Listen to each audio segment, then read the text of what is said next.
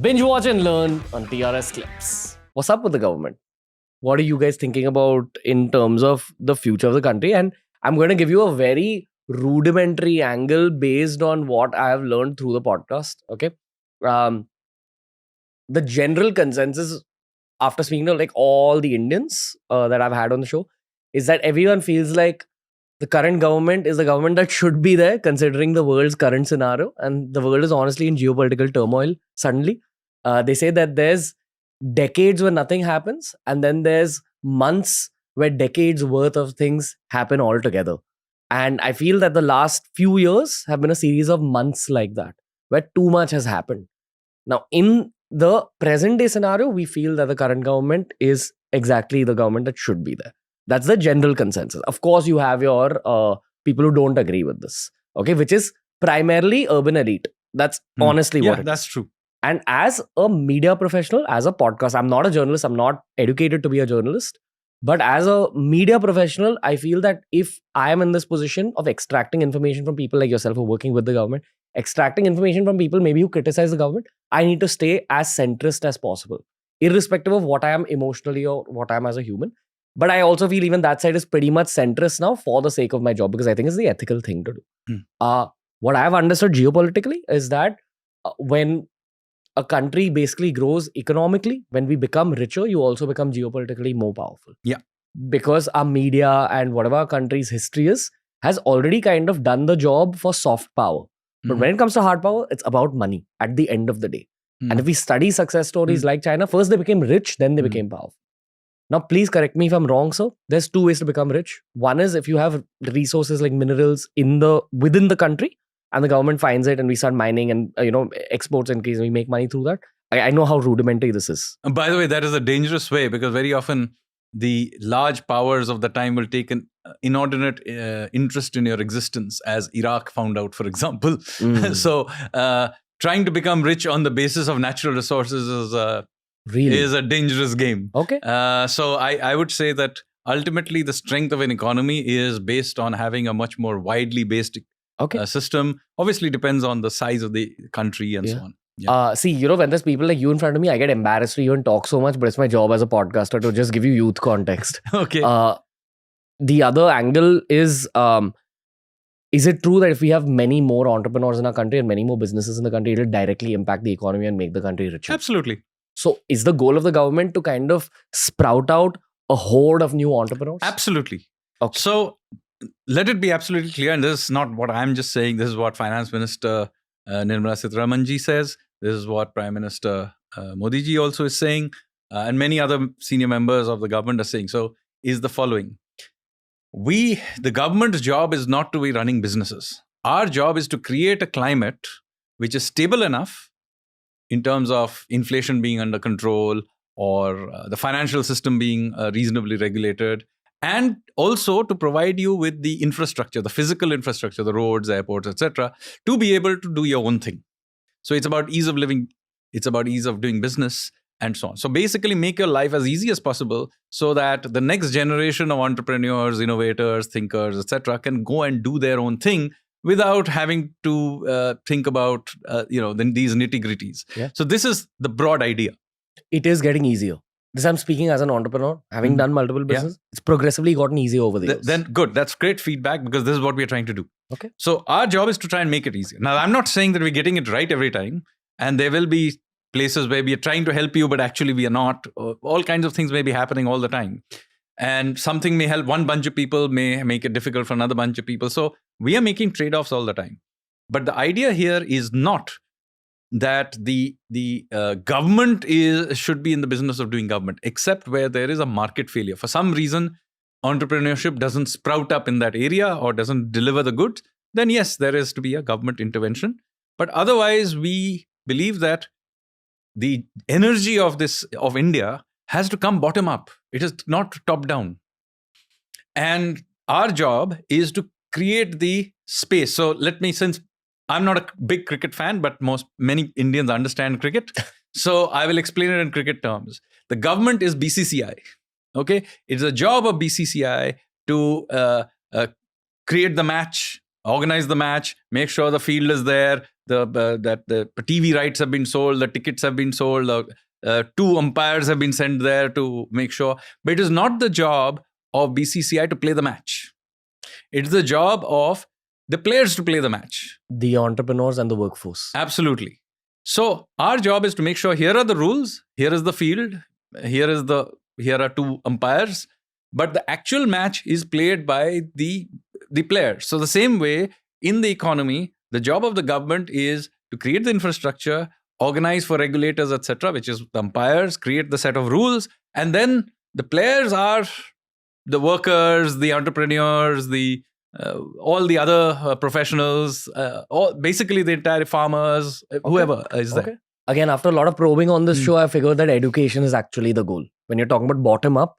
No, that's also one part of it. You cannot think of any one of these things separately. Education is also important, but health is also important. Okay. So is making highways. So there's all kinds of trade-offs that have to be made. So one without the other is meaningless. Even the health and the highways actually come from money, which then comes from the workforce, which probably arises from education. Yes and no. What I'm trying to say is that is a very linear view. In fact, that is a bad view of thinking about things. Okay. Correct me. Yeah. So you see, all of these things feed on each other. The world is a complex place. Okay. So if you just invest in one thing, you will not be able to. For example, Cuba is a country that invests well in health. Okay. It has a decent health system for many decades now. But it's not a successful country in any other field. So if you have a very unilateral view, then you will not end up being a successful country. Yeah? So we have to create, an economy is like an ecological system, right? So if you only have tigers, then the tiger will starve if there are no deer. And the deer will starve if there are no trees. The tree will not grow if there are no bees, and so on. Yeah. If you teach a kid only how to bat, he can't become a cricketer.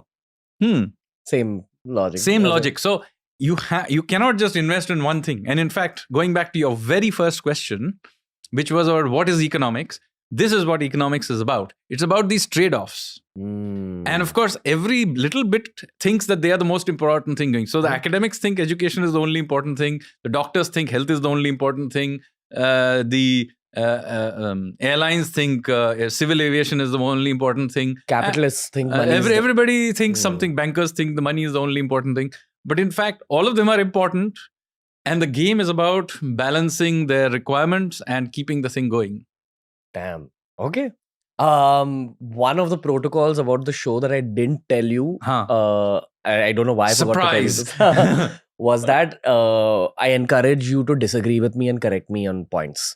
Because the goal of this podcast for me and for the audience is to learn better through being schooled.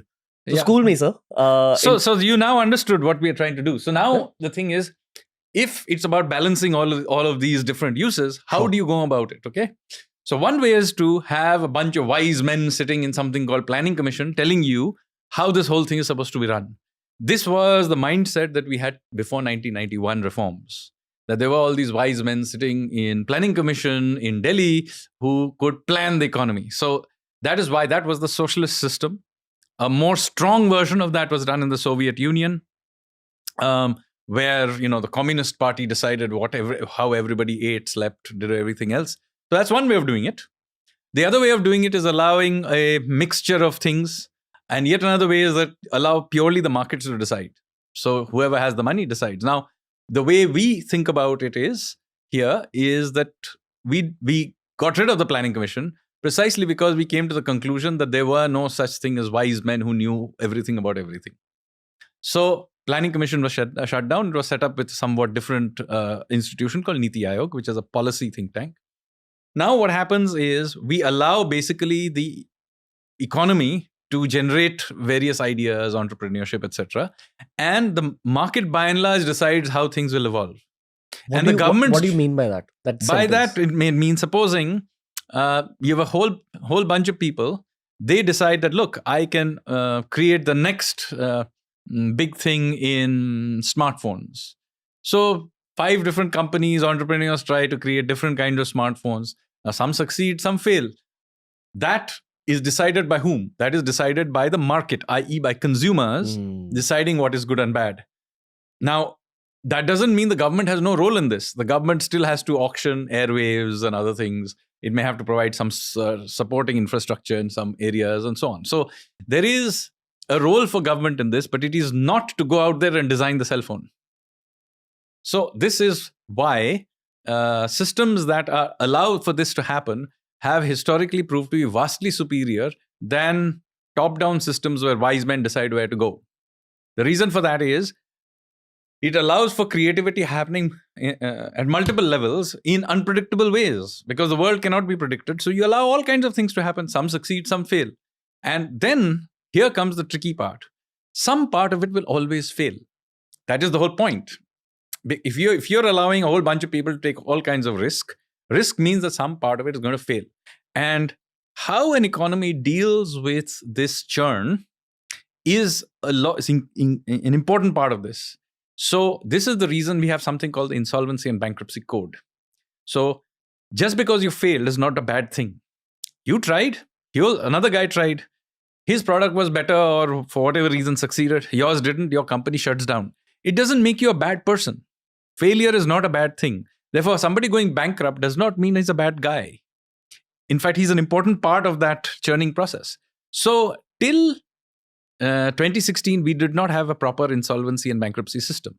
So there was, first of all, socially, there was a lot of stigma attached to somebody going bankrupt. Okay, so we have tried to change that culturally.